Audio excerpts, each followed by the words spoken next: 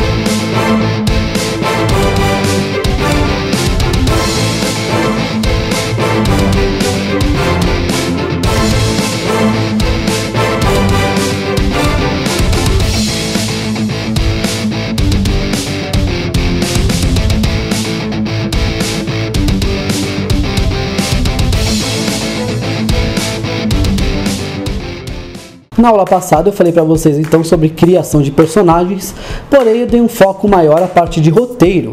Falei sobre a poética aristotélica, sobre o monomito, ou seja, a jornada do herói. Falei sobre as etapas do processo de criação e sobre o percurso narrador de sentido. Vamos falar então agora sobre a criação do personagem em si, começando por uma coisa bem interessante que é geometria. Eu quero fazer um personagem, mas eu não sei desenhar, então eu nunca vou poder criar um personagem interessante. Dá uma olhada então no Pac-Man e vê se você precisa ser o Leonardo da Vinci para conseguir desenhar. O Pac-Man, como eu já disse em vídeos anteriores, ele foi inspirado em um disco de pizza faltando um pedaço. Então que os criadores eles estavam lá numa reunião no brainstorm e viram lá, tiraram um pedaço da pizza e viram que lembrava uma boca comendo, e aí o Pac-Man. O próprio Mickey Mouse, que ele é totalmente geométrico, ele é feito por alguns círculos, que inclusive eu falei também em alguns vídeos aqui que é aquilo que deu identidade ao personagem. Então você tem um manual de marca do Mickey Mouse. Ou ainda a Pucca, que é praticamente um Mickey Mouse, né? Se você olhar a Pucca, ela é um Mickey Mouse de lacinho. Então, se você não sabe desenhar, não faça isso limitar a sua criatividade sobre criação de personagens. Não é por falta de habilidade mecânica para fazer um desenho que você não pode ter ideias boas. E é isso uma coisa que eu sempre falo para meus alunos de jogos. Alguns falam, eu sei programar, mas eu não sei desenhar. Outros falam, eu sei desenhar, mas eu não tenho a mínima ideia de programação. E tem ainda aqueles que não sabem nem programar nem desenhar, mas são muito bons em escrever roteiro. E hoje os jogos estão cada vez mais próximos do cinema, cada vez mais próximos de filme. Eles têm uma complexidade muito grande da parte de roteiro, direção de fotografia, direção em si. Então tem mercado para todo mundo. O que é interessante é você saber que você não precisa criar sozinho.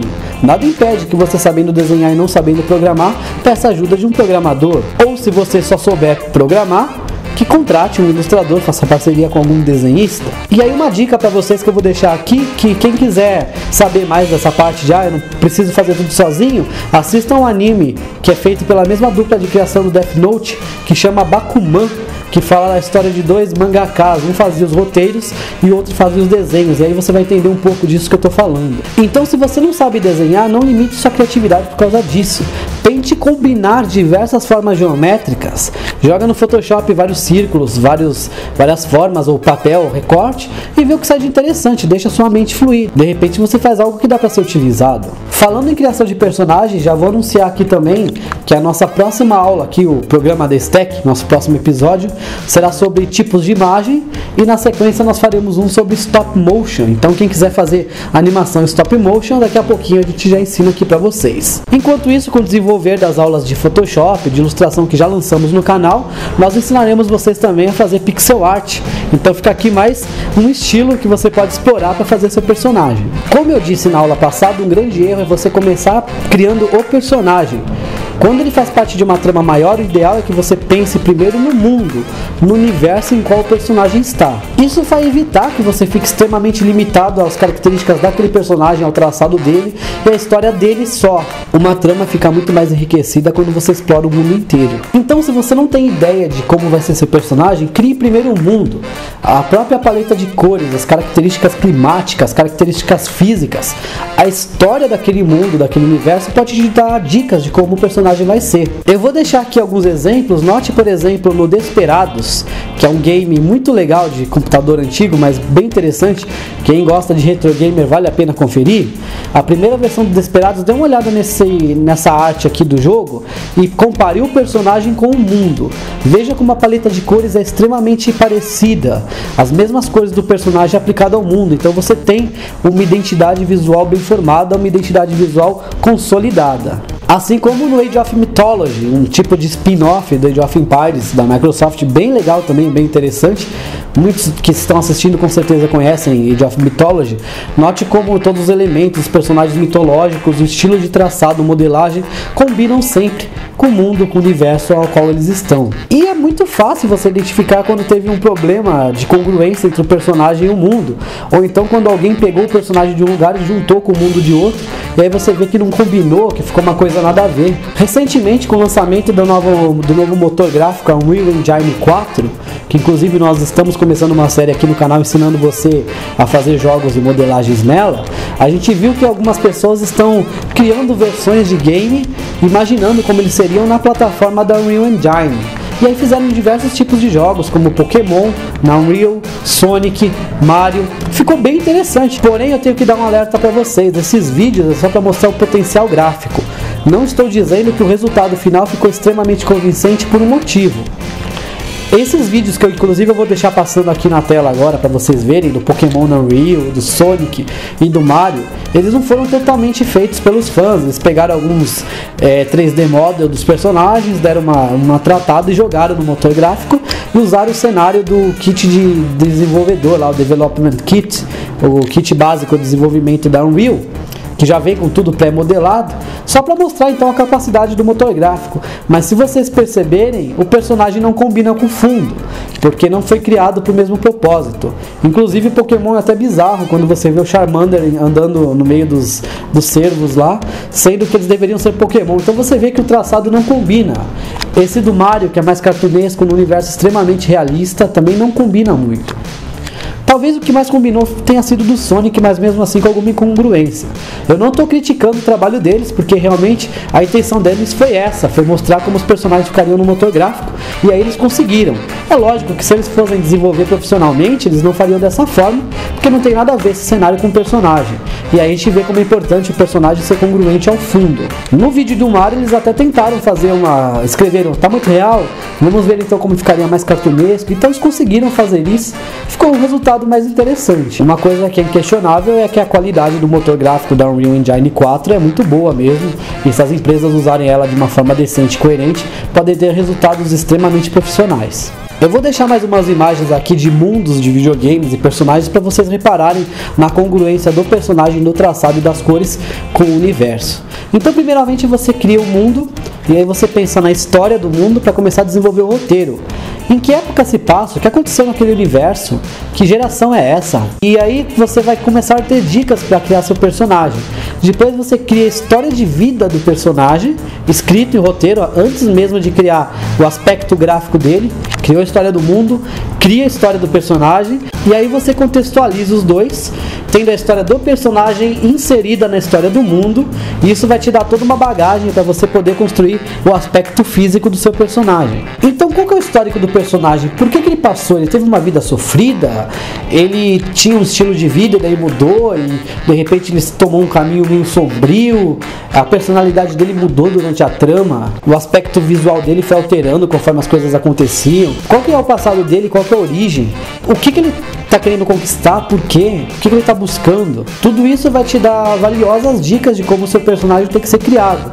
Então capricha bastante na história do personagem, porque é ela que vai te dar o norte para você criar a contextualização gráfica dele. Próximo item, o papel do personagem. Tem aqueles clichês mesmos que existem, e esses clichês eles servem para nortear algumas coisas interessantes. Então ele vai ser um vilão, ele vai ser um herói, ele vai ser um anti-herói. Dependendo do papel que ele desempenha, o personagem ele cria uma caracterização e também uma dica para você poder fazer a parte gráfica dele. Por meio de cores, por meio de traçados, você consegue atribuir esses traços pessoais ao personagem e definir sua aparência. Como que ele vai se vestir, qual que é a roupa dele, como que vai ser a expressão, que eu falei na aula passada sobre expressão, como são os movimentos que ele vai dar dinâmico, qual que é o tamanho, a altura dele, o peso. Tudo isso vai dar dicas da personalidade dele, ou a personalidade dá dica do traçado. Então pensa muito antes de começar a desenhar, faça esboço, faça RAF, e aí você vai construindo e vai evoluindo com o tempo. Muitos personagens famosos que nós conhecemos hoje não eram dessa forma, eles foram evoluindo com o tempo, eles foram adquirindo novos traços, novas personalidades. Um desses personagens mais marcantes no sentido de mudança de personalidade é o Conker. Quem não lembra daquele esquilinho da Harley, que era todo fofinho, todo kawaii, né, como diria no Japão, e de repente ele apareceu no Nintendo 64, um jogo totalmente politicamente incorreto, e fez muito sucesso. Ele virou hoje um game cult, mas é um jogo bem legal, com várias piadas boas, um traçado, uma jogabilidade muito interessante, como todos os trabalhos da Hardware, e pegando um pouco da mecânica do Banjo-Kazooie. Então ficou bem legal, e tá um exemplo de um personagem que ele muda de personalidade totalmente. Inclusive notem como a própria sprite, o próprio estilo do personagem, desde a época que ele fez, apareceu no spin-off Diddy Kong Racing, que é um jogo de corrida com a turma do Donkey Kong e convidados, ele mudou a personalidade em relação ao projeto final do game Conker's Bad Fur Day. Então a expressão dele mudou. E eu falei na aula passada também do Kirby, que alterou a expressão dele, a personalidade, devido a alguns aspectos culturais, para adequar a região a qual ele estava sendo oferecido e comercializado. Próximo elemento, as cores. Então estude muito bem a paleta de cor do seu personagem. Vai ter cores escuras, cores vibrantes, quais harmonias cromáticas você vai usar. Para quem quiser algumas dicas e sugestões de cores, consulta na nossa playlist as aulas de cores, que nós falamos na realidade lá de todos os tipos de harmonias cromáticas e possibilidades existentes para você utilizar. Vamos pegar então dois exemplos bem legais de anime. O primeiro é o Death Note. Note que o L ele é totalmente utilizado com a cor azul, os olhos azuis. Ele não tem olho azul, mas numa questão adiegética, ou seja, para dar uma característica para o personagem, ele fica com o olho azulado em algumas cenas. Ele sempre usa cores frias, que combinam um pouco com aquela personalidade dele metódico, sério. E o azul, que na psicologia das cores representa uma coisa muito mais positiva do que o vermelho. O vermelho, que já é aquele caráter mais agressivo, dependendo da psicologia da cor e da cultura, é aquele caráter de hostilidade, de vingança, que é atribuído então ao Kira. Então no Death Note você tem esse embate do azul e o vermelho, do bem e o mal. E o azul e vermelho são cores extremamente populares para você fazer essa disputa. Azul e vermelho, por exemplo, você lembra da Coca-Cola contra a Pepsi, você lembra da Nintendo contra a Sega, você lembra lá do boi caprichoso e garantido. Então sempre tem, por algum motivo, essas cores foram utilizadas para fazer esse embate.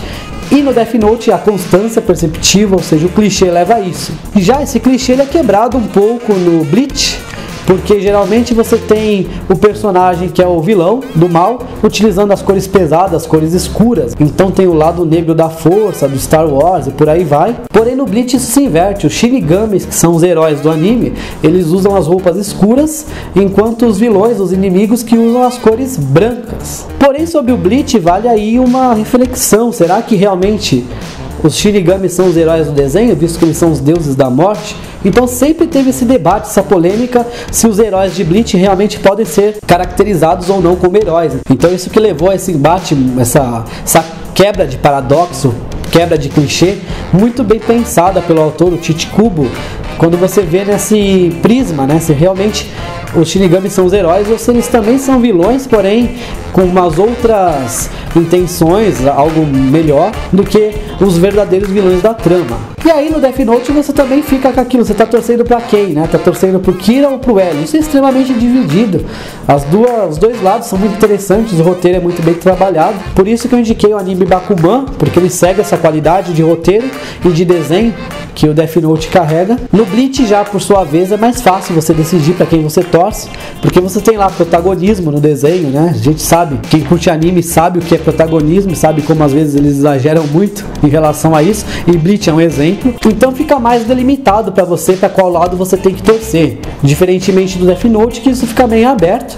Tanto é que você tem essa grande diferença, essa grande divisão entre os dois lados. Outra característica é a voz, seja do lá aqueles gritinhos que o Link dá uma personalidade para ele, ou os personagens que realmente falam, que são dublados. Por exemplo, o Goku, né, dublado pelo grande Wendell Bezerra. A gente não conseguiria imaginar aqui o Goku com uma outra voz do que não a do Wendell. Tanto é que quando a Batalha dos Deuses foi lançado em DVD e por diversas questões tiveram que mudar o dublador, no cinema foi o Wendell Bezerra, mas no DVD não. É extremamente estranho você ver o Goku com uma outra voz. Em japonês é estranho também. Porém a pior versão é a de Portugal, e saca só o que eu tô falando. Já sabes, eu já te ensinei a lição do dedo. Ali. Não precisa falar, sou eu que digo. Estás à minha mercê, meu querido. Vá lá, aproveita mais esta liçãozinha. É lindo. Ninguém pode dizer a sério. Ninguém. Só mais forte que tu.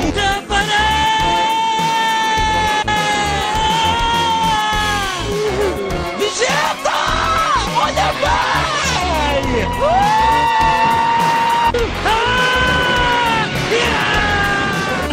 São os pobres idiotas. Não vos perdoarei o que fizeram, estou a ouvir. Nunca!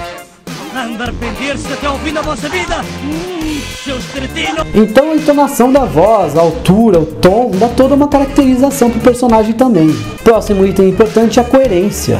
O seu personagem tem que ter traços e aspectos que sejam coerentes ao papel que ele está se propondo a desenvolver. Então, por exemplo, o L, ele é extremamente inteligente. E ele é um detetive todo metódico, então ele tem aquele jeito, aquela olheira, aquele jeito diferente de atender telefone, de sentar. Então ele tem que ter atos e caracterizações que sejam coerentes com a forma que você quer que a pessoa veja, que os fãs e espectadores o interpretem. Os coadjuvantes também são importantes. Então o coadjuvante é o que? É um personagem secundário, um personagem de apoio, que serve para, por meio dele, você conseguir tirar mais informação do personagem, fazer cenas diferentes, extrair alguns elementos, colocá-lo em ocasiões inusitadas. O coadjuvante, ele força o seu personagem a se expressar mais, a se mostrar mais. Em alguns casos, os coadjuvantes são tão famosos que chegam a ofuscar os próprios personagens principais, e recentemente nós já vimos isso algumas vezes, diversas vezes aliás. Na trama, o coadjuvante geralmente ele auxilia o herói em determinadas situações, porém você pode ter diferentes tipos de coadjuvante. E um outro tipo interessante de personagem é o anti-herói, o antagonista, que é aquele que vai bater de frente com o seu personagem. Porém você tem casos diversos em que o antagonista ele acaba no final se voltando, virando de lado e acabando ficando do lado do mocinho. E aí tem diversos casos por aí, como por exemplo o Shadow, que no final a gente sabe que vira um parceiro do Sonic, entre outros. Outro item que dá muita característica e personalidade ao personagem, ficou meio estranho, personalidade ao personagem, mas é isso aí, são os acessórios. Cascos de banana, ocarina do tempo, gorrinho verde. E aí vem uma curiosidade meio óbvia, mas o Link de The Legend of Zelda, ele foi inspirado no Peter Pan mesmo. Então a Navi, aquela fadinha insuportável, ele foi inspirada na Sininho, e toda a roupa do Link foi mesmo inspirado no Peter Pan. Bumerangue, escudo, espada, pokebola, tudo isso são itens que também forçam o personagem a fazer coisas diferentes, a entrar em situação diferente, se portar de formas diferentes. E você tem até alguns casos que o próprio item ele é tão bem trabalhado que ele vira uma personalidade, ele acaba virando como se fosse um ser vivo, como se ele fosse personificado. Então você tem, por exemplo, o barquinho lá do One Piece, que ele é tratado pelos fãs como se fosse realmente um personagem. Próximo item, natureza da composição. Quando você vai conceber um personagem, veja qual técnica que você quer utilizar para fazer. Existem diversas formas. Você tem a modelagem 3D, você tem personagens que parecem meio esboço, meio RAF, você tem personagens que parecem feitos de papel unilateral, como os personagens de Paper Mario, por exemplo. Personagens de massinha, como aquelas animações stop motion, muito conhecidas, por exemplo, as do Tim Burton, O Estranho Mundo de Jack. Outras animações conhecidas stop motion, como A Fuga das Galinhas e Coraline. Bonequinho de pano, como os do Cocoricó, enfim, fantoches. São diversas as formas que você pode fazer para conceber um personagem. E aí você tem os personagens que evoluem o traçado e o aspecto ao decorrer dos anos, como o Sonic, por exemplo. Então, se a gente olhar o jogo Sonic Generations, a gente vê exatamente a diferença daquele Sonic gordinho e do Sonic atual, mais aerodinâmico, com mais personalidade. E aí uma dica que eu dou para vocês é o filme Detona Ralph, a animação da Disney, que ele mostra o universo dos jogos, e lá você vê vários personagens clássicos e alguns novos que foram feitos pro game Detona Ralph. Parece que vai sair até a continuação, e o Mario parece que também já está confirmado para a continuação. E Detona Ralph é legal porque você vê a diferença dos aspectos de criação de todos os personagens, inclusive dos universos. Você tem lá um universo que é o jogo em tiro em primeira pessoa, extremamente futurista. Você tem lá o universo da corrida doce, o universo do Ralph.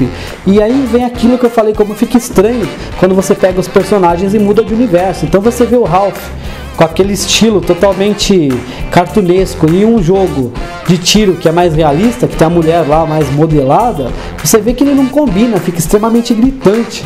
E tem até uma cena que brinca com isso, quando um dos personagens do filme olha pra menina lá, se apaixona e fala: nossa, olha a definição do seu rosto. Então eles fizeram isso de propósito, pegar o personagem e misturar o cenário. E aí é um belo exemplo de caso, tanto pra gente comparar a natureza de composição, cores e tipo de modelagem e tudo mais, como pra gente ver como fica estranho e diferente quando você pega um personagem e tira de contexto. E aí tem um elemento que chama olhar periférico, que nós estudaremos com mais profundidade nas aulas de desenho, que é quando você olha algumas incongruências de alguns desenhos, de alguns rostos, por exemplo, de pessoas, para você ver qual que é a característica que ela tem mais acentuada, qual que é o exagero que tem. Quem trabalha muito com o olhar periférico é o cartunista, que ele vai ver o que a pessoa tem de mais relevante no rosto e vai exagerar aquilo absurdamente. O olhar periférico serve para o seguinte: ou você vai utilizá-lo para fazer um personagem mais real possível com uma pessoa e não exagerar muito nos traços, ou você vai fazer o contrário, como acontece com os personagens de One Piece, vai pegar uma característica que vai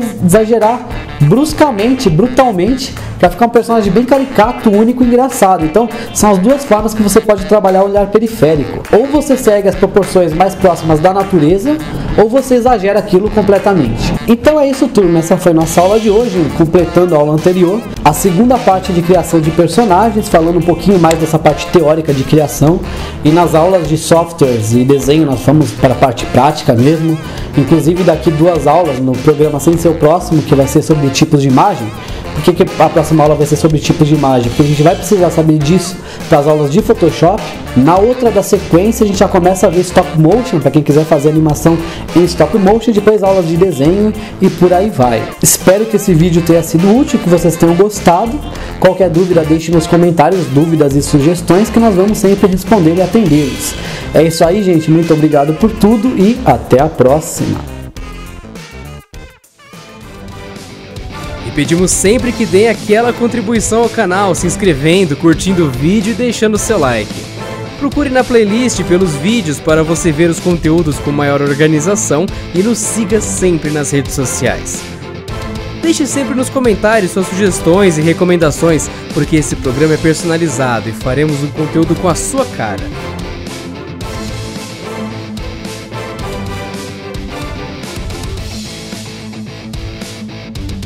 Canal Destec, o canal mais diversificado da internet.